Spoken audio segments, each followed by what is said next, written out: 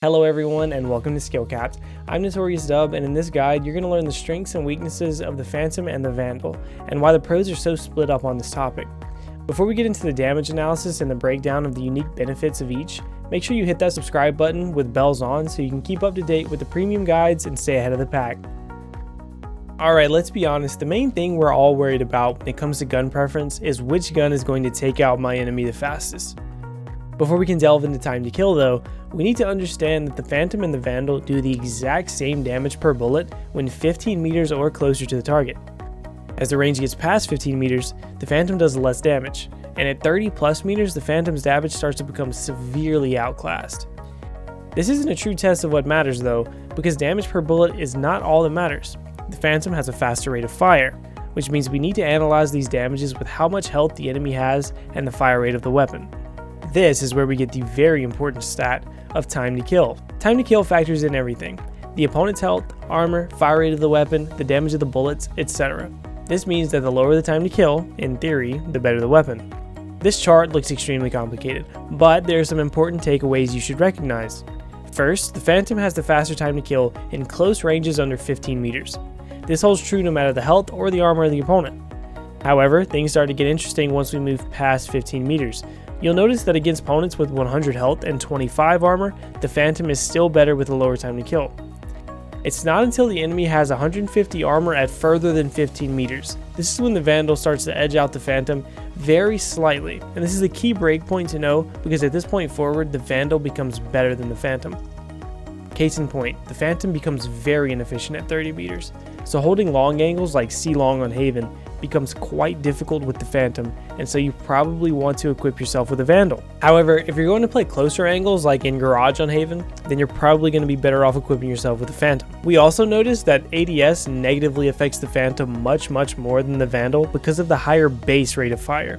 Whenever you aim down sight, it causes you to lose 10% fire rate with your weapon, which means the higher the base fire rate, the worse the detriment is for that gun whenever you aim down sight, which makes the Phantom take a bigger hit than the Vandal does whenever you actually aim down sight.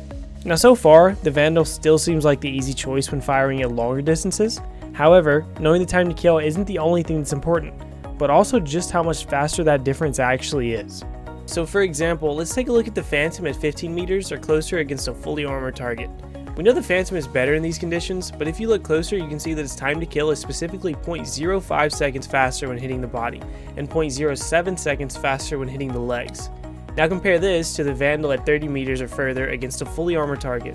Again, we know the Vandal is better at this range, but it's only 0.04 seconds faster to the body, and 0.02 seconds faster to the legs.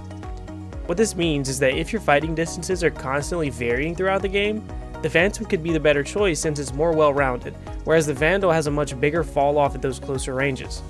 Hold on though, have you noticed that whenever you get shot in the head, your camera goes flying up and you get disoriented? Well, this is actually called aim punch. Getting shot in the head shoots your head back, your camera up, and takes your crosshair with it. And this is the mechanic that's putting the Phantom ahead of the Vandal. While aim punch is irrelevant for the Vandal because if you hit someone's head, they're already dead, the aim punch for the Phantom means that a headshot pretty much guarantees a kill anyway. Say you headshot someone with the Phantom, they're now slowed because you shot them, and they're looking up into the sky because of aim punch, and your next shot is guaranteed to kill them as long as you don't go through a wall. Because of aim punch, you're still basically guaranteed that kill, and many pros are choosing the Phantom because it's still almost a guaranteed kill on headshot, and they have much more kill pressure and multi-kill potential from close range. Now when I talk about multi-kill potential from close range, I'm referring to spray transfer. A spray transfer is when you shoot at a target, control your recoil, and as soon as your target dies, you instantly flick to the next target while still controlling your recoil and shooting. A spray transfer is often going to be your only way out of a sticky situation where multiple enemies rush or peek you at the same time. The reason this is an important topic is because the Phantom is much easier and much more effective to spray transfer with. The Phantom has a higher base fire rate as well as an easier to control recoil pattern. And because spray transfer is reliant upon hitting your shots, because killing multiple enemies before they kill you is near impossible with bad accuracy, the Phantom takes a very strong edge because of the accuracy potential and the close range kill pressure. Also at this point we've probably all realized how difficult it is to actually spray with the Vandal, and this is why many pros are sticking to the Phantom for those close corner, round winning spray transfers. The Phantom actually has one of the most largely overlooked and underappreciated advantages of the fact that it's actually silenced. Now, aside from the Phantom just sounding way cooler than the Vandal, it actually provides a ton of benefit due to the massive amount of utility in the game. First of all, silenced weapons don't have tracers, which means that enemies can't see where you're shooting from when you're shooting through smokes. This makes it much more difficult to shoot back at you whenever you're spraying at them. This lack of tracer also makes it much better for flanking because it makes it less obvious where you killed the enemy from. This gives you much more time to go for the next kill before the callout comes through or the enemy realizes what just happened to his teammate. Silenced weapons also have the added benefit of having a max distance you can hear the shot from. It's about 2 of those footstep sound circles, and this makes deep lurking as an attacker very useful because you can take out a cypher tripwire or something like that without actually telling the enemy team where you are. Next up, we have recoil control. It's very important to understand how the recoil control and shot preference affects your playstyle and gun choice. As we talked about earlier, the Phantom has a preferable recoil pattern over the Vandal because the max height and the max width of the spray pattern is actually less than that of the Vandal. They're essentially the same pattern, it just requires less correction to actually get your shots back on target. When full spraying, the Phantom is definitely the preferred weapon, but if you're a tap shooter, you should probably weigh your options. If you're a pure tapper, meaning you prefer one single shot at a time, then the Vandal is likely going to be right for you because of that one shot headshot potential no matter what. If you're a burst tapper though, you should probably consider the Phantom. Burst shooters usually like to strafe shoot or be a little bit mobile whenever they're taking duels, and because of the fire rate of the Phantom, you can get more shots off faster before moving, freeing you up to strafe more often and reducing your chance of actually getting hit. Now, magazine capacity is a niche detail that you should really take into account. For instance, Tens, the pro player for C9, is very biased towards the Vandal. Now we see Tens pick the Vandal in nearly all situations, but whenever he plans to put his Viper smoke down in a common contested area that he knows the enemy wants to play around, we see him try out the Phantom pretty often. This is because the magazine capacity is 30, versus the Vandal's 25. This also gives him 120 bullets overall, versus the Vandal's 100 bullets overall. This allows him to spam through the smoke to keep the enemy second guessing their push, and keeps those tracers off of the backside of the smoke to stop him from getting spammed back through it.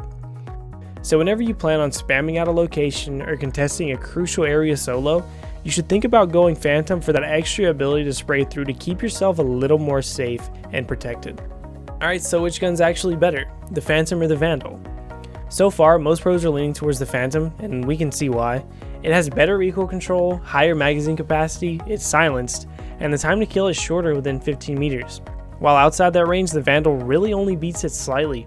On top of that, with AIMPUNCH being so strong in Valorant, the fact that it's not a one-shot headshot with the Phantom outside of 15 meters, it really doesn't end up being as important as you'd think.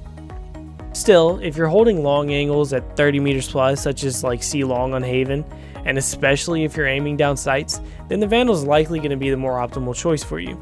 But it is worth wondering, why not just use the operator at that point? Now, we don't want to give you guys the wrong impression though, that if any player is using the Vandal then they're a total noob, as that's really just not true.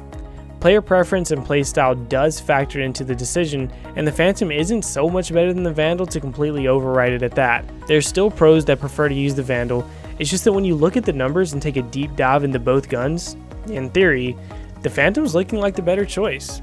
Alright, so did we change your mind? Let us know in the comment section what gun you prefer and why. Make sure to subscribe, hit that bell icon, and like the video. Thank you for stopping by SkillCapped, where we have a ton more comprehensive premium guides to help you improve, win more games, and get you to the top of that leaderboard. We here at SkillCapped thank you for watching, and good luck in your games.